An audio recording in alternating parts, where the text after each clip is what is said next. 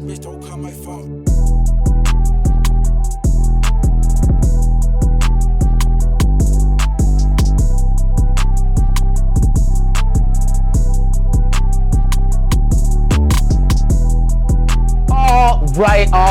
All right. Welcome to Capital Culture. I'm your host, Christopher Wheeler, and today we have a very special guest. We have OVO Rich, or do I call him Underdog Rich? Which one do you want right now? OVO Rich. I'm not an underdog no more. Okay, OVO Rich, brother. How are you doing today? Good. I'm pretty good. How are you? You know, I'm good. Busy, but I feel like you kind of burst onto the music scene, and a lot of people were unfamiliar with who you were. OVO Rich, OVO Rich. So my first question to you is, who is OVO Rich?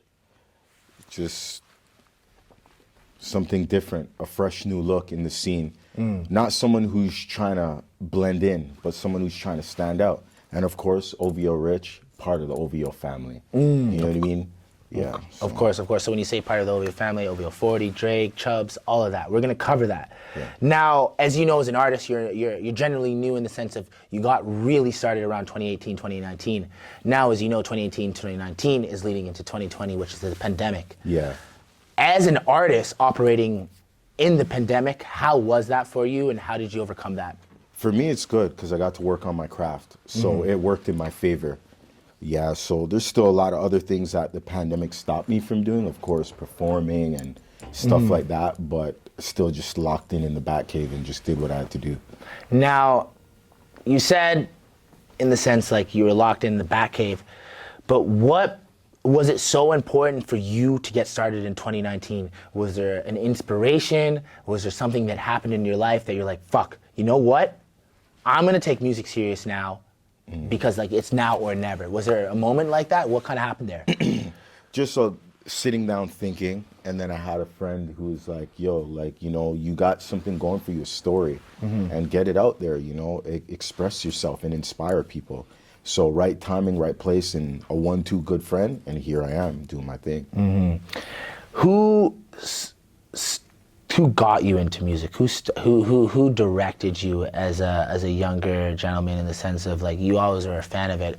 Who really said, yo, Rich, you got something here, I think you should start making music? Was there a person that you can remember in your past? Definitely that would be my homie, Crispy. You know, he, after my brother passed away, he was kind of like, yo, stay on the good path and focus on the good things and do this, man. And he kind of steered me in that direction. Okay, so shout out to Crispy in that sense, because he got you started making quite efficient and great music. So I feel like if you keep working at it, you can grow.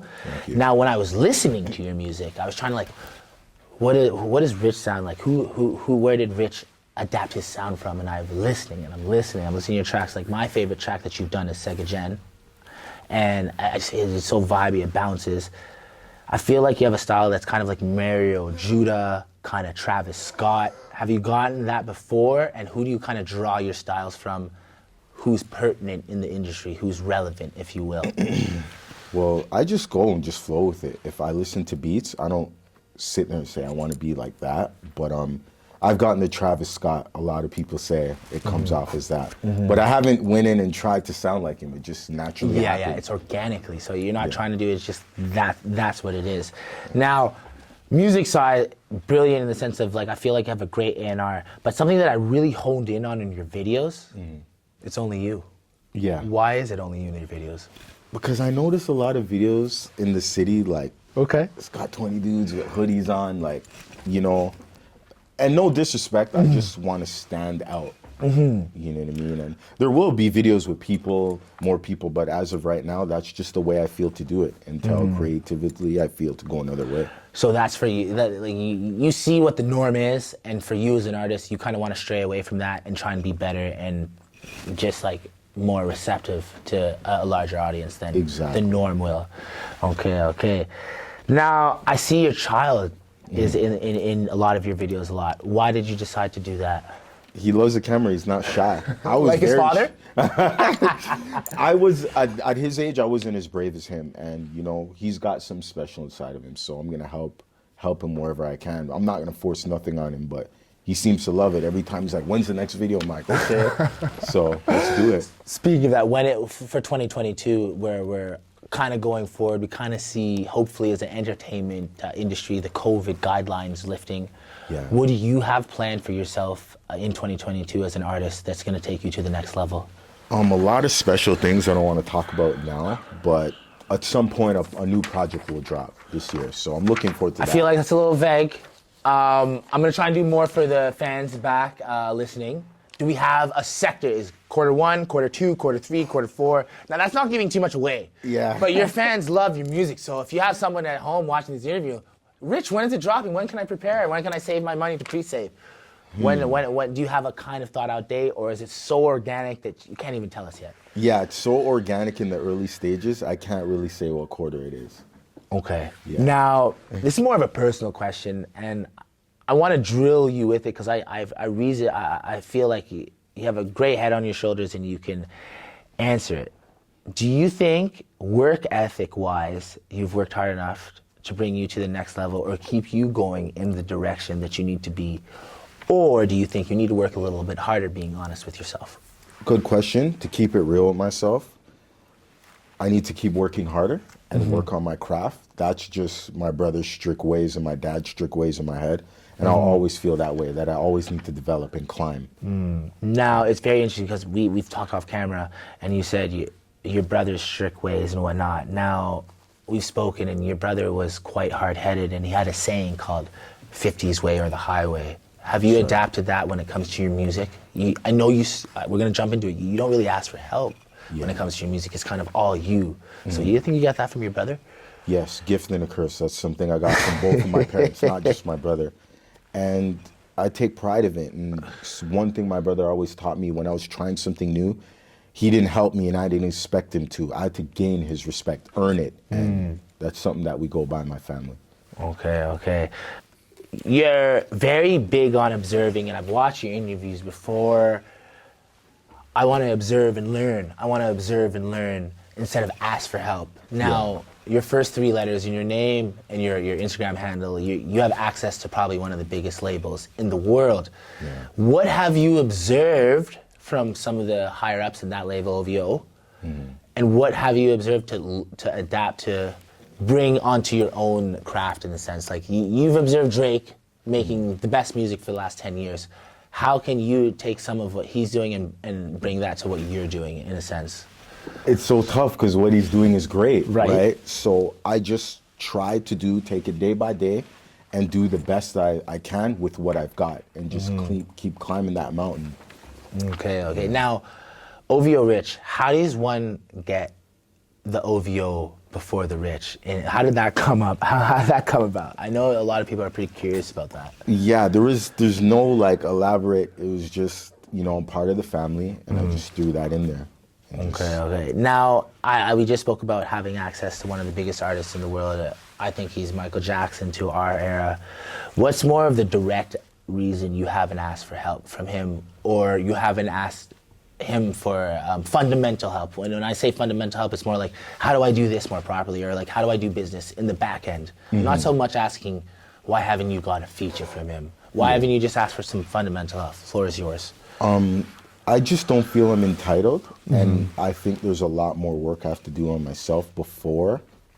But I thought about it, I should ask him for more and not try to just do it all on my own. And I will, right time, right place. So like, hey, what do you think about this? Or, So you're not going to ask for him yet. You're not going to ask him, but you might. Yeah. Can you speak on to some of your fans, and maybe it might even help you to elaborate out loud, what is your writing process like? It's like organic, spontaneous. Like, again, like sometimes I'll be driving and a thought will come and I'll just pull over and write it down so I have it, and then I'll put it together once I get to the studio. Anywhere, or sometimes I just sit in the studio, it'll come right away.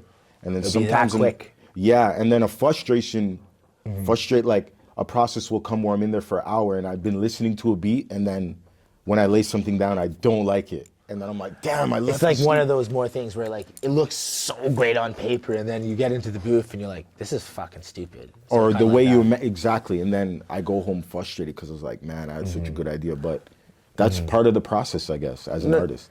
Like, I can understand that in a big way. Now, you see a lot of other artists that have been working hard in Toronto, and they've been putting in the work. They put in the work. One of them just made a border cross to America, aka Smiley, with the Drake verse. If you work hard enough, I don't want to use the word entitled, but if you put the work effort in and you improve as an artist, do you see yourself in the same position as Smiley in a few years? I wouldn't say position as him, but I see myself in my own lane. Whatever God has meant for me, you know. Position-wise, I meant more of getting a feature from him. I know you guys are completely different style-wise. I understand that. I understand your discographies. I'm just saying, like, you guys, are artist A, artist B, both from Toronto, both work hard. You know what I mean? If you work as hard as I don't want to say him because he's different, but if you have the same work ethic, I feel like it could be plausible. Anything's possible, my friend. Anything. So I was gonna bring up the Henny. Anything, but like the Henny is gone. Yeah. Just with that, people keep your eyes and ears open. Anything can happen at any time. That's all I have to say about that subject. Now, you've been playing in Drake's basketball league quite a bit. Now, I don't want to get too into that, but you use basketball as a tool to keep you out of the street. Talk about that in the sense of how basketball has helped you become a straight shooter in the sense of, I'm going to be in charge of my health and I'm going to work on my music. How important was that sport to you? It was very therapeutic because when my brother passed away, I used to play a lot of basketball. When he passed away, I stopped. So, you know, for a while I was out, and then when the mansion was built, he's like, look, I'm starting a league, and then, you know, he gave me a team with my old name. I don't know if he knew that or not, but I don't know. Things are kind of coincidental, but I'm like, okay, this is like a calling to get back to the game. So since then, I've been trying to work out again and get back into shape. So you're going to be better than the last season? A better underdog race. A little birdie told me you might have got ejected the first round of the playoffs. Hey, but you know, this one is going to be different, and you know, you might win.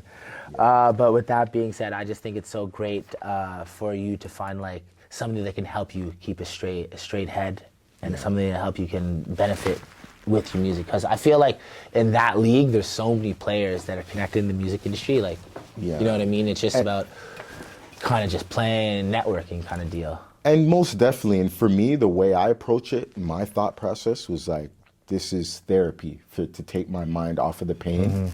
That's the way I view it. Now, those stuff is a bonus, and I don't take it for granted, but my thought process entering that sanctuary was therapy and good memories.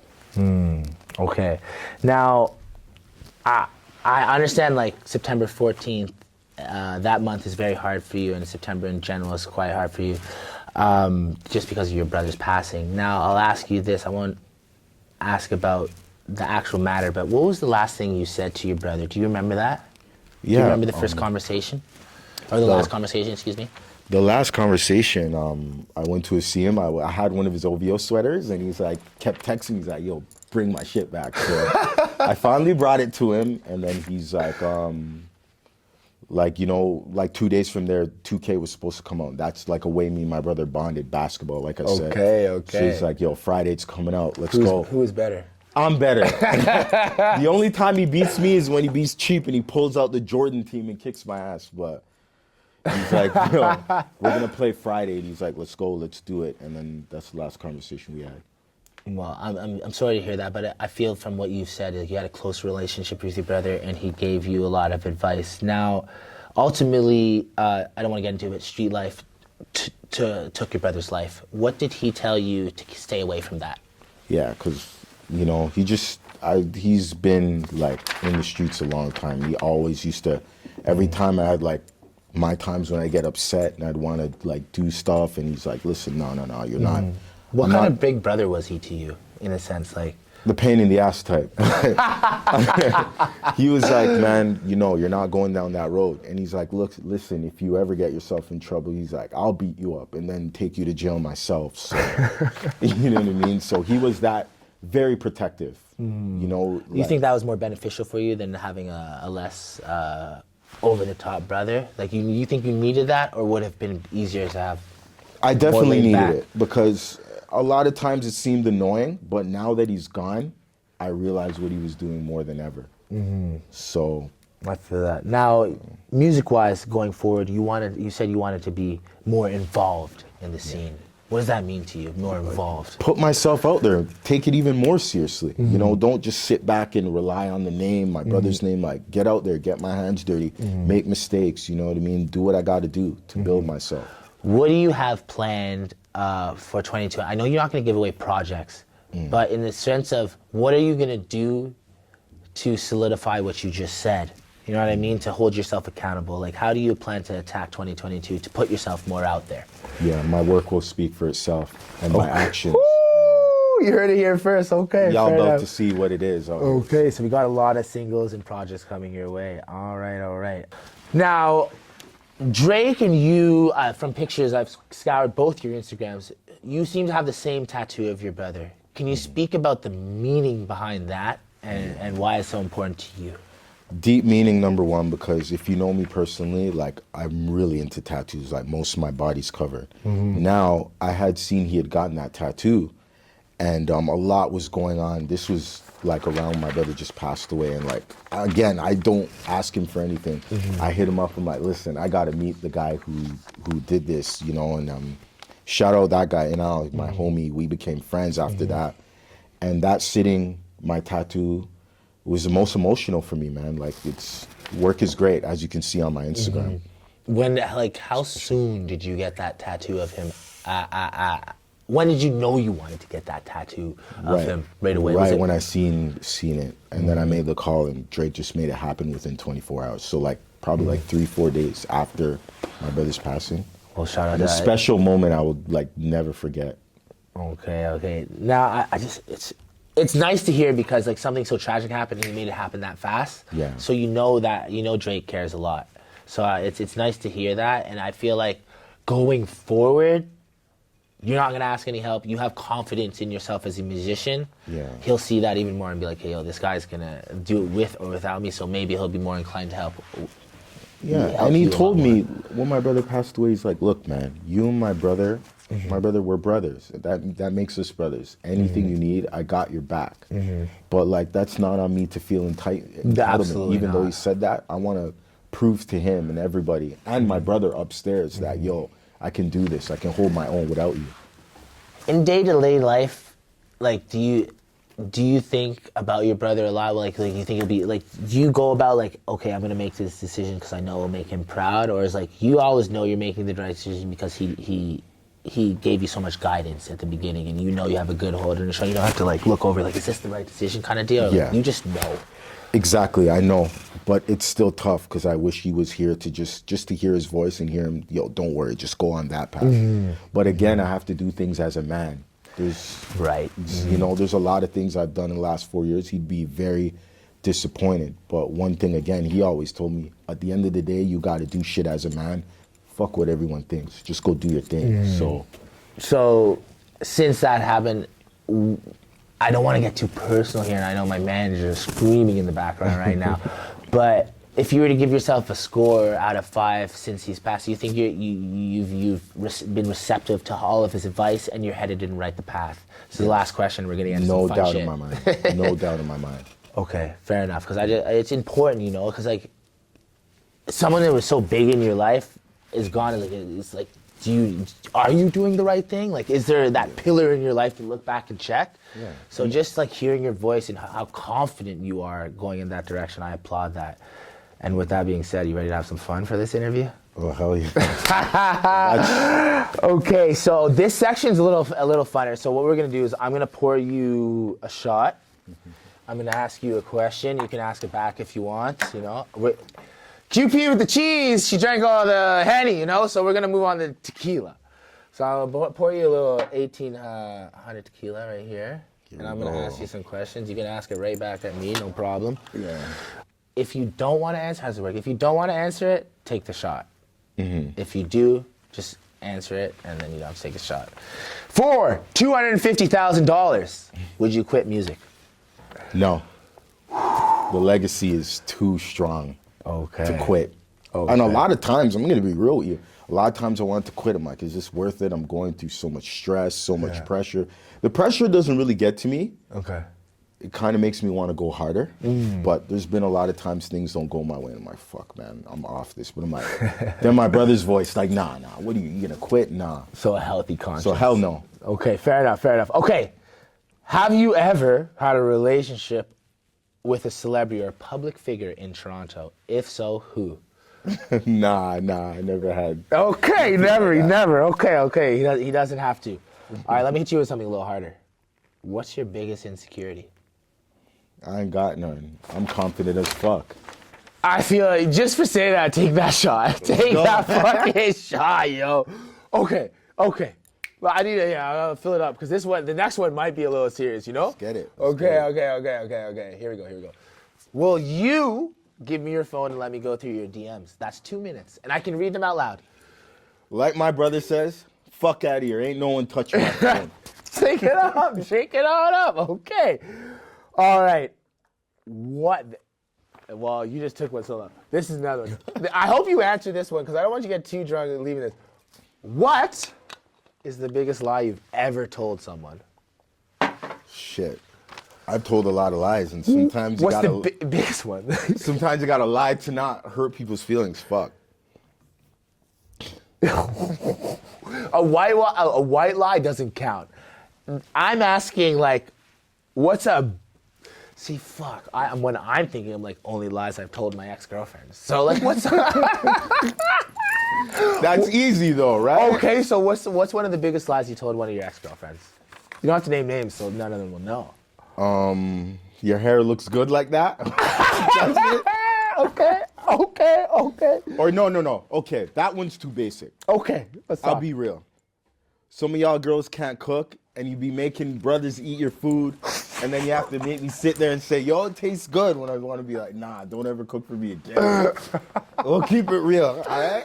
Females, cooking classes. You already heard it. Come on, you young girls. What's wrong with you? Okay. This is one off the top. Would you rather date a girl between 21 and 25 or 25 and 30? Ooh, that was a good one. I just off the top. That was not on the script. 25 and up. Because I want a girl who's experienced stuff and been through stuff. If she's going to go through, because I'm conflicted myself. So if you're going to rock with me, you have to have some experience and know what you're doing and know what you want. I just got to make sure you have a shot for the next one because I have it off the top.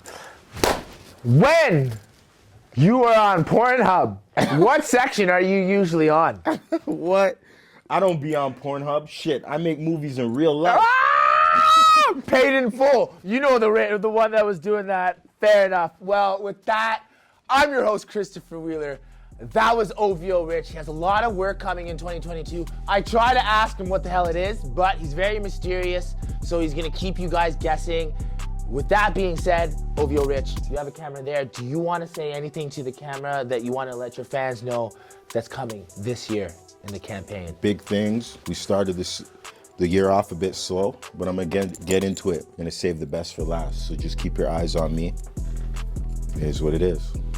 You heard it here first. OVO Rich, big year in 2022. Some features that I tried to ask the features. He kept it under wraps. So that could only mean one thing. They're fucking huge.